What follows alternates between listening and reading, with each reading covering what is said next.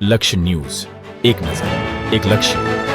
બેચરાજી તાલુકાનું કોઠારપુરા ગામે સતત વરસાદથી ખેડૂતો મુશ્કેલીમાં. બેચરાજી તાલુકાના સેવાડુ કોઠારપુરા ગામે સતત વરસાદ વરસતા ખેડૂતો મુશ્કેલીમાં મુકાયા છે.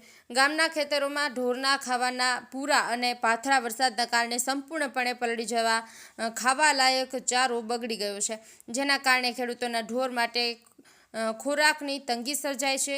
આ ગામની વસ્તી આશરે 100 ઘરની છે અને મોટાભાગના લોકો ખેતી તથા ઢોરધન પર નિર્ભર છે. સતત વરસાદના કારણે ખેતીમાં પણ નાનું મોટું નુકસાન થતાં ખેડૂતોની ચિંતા વધી ગઈ છે.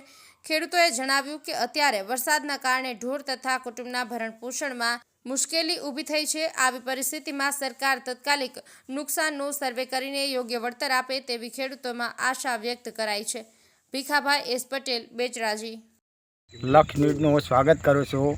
હું કોઠારપુરા બહુચરાજી તાલુકાનું કોઠારપુરા ગામ ઠાકોર પરબતજી ધુડાજી. હું એક ખેડૂત છું અને અમારા ગામની અંદર 2-3 વીઘાની ઝાડનો વાઢેલાનો 3 દિવસથી વરસાદના કારણે પલળી ગયેલ કારા મેસ પૂરા થઈ ગયેલ છે, તો ઢોરને ખાવા લાયક છે નહીં. તો હું સરકારશ્રીને નમ્ર વિનંતી કરું છું કે આનો અમને કોઈ પેલું વળતર આપો.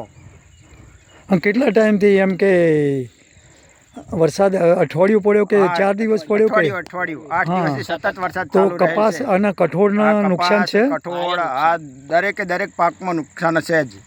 કપાસ તો એકદમ કાળા મેસ થઈ ગયા, રૂના ફોદા નીચે ગરી ગયા છે, એવું બધું નુકસાન જ છે. એટલે હું સરકારશ્રીને નમ્ર વિનંતી કરું છું કે અમને કોઈ વળતર અમને આપો. લક્ષ ન્યૂઝની હું સ્વાગત કરું છું.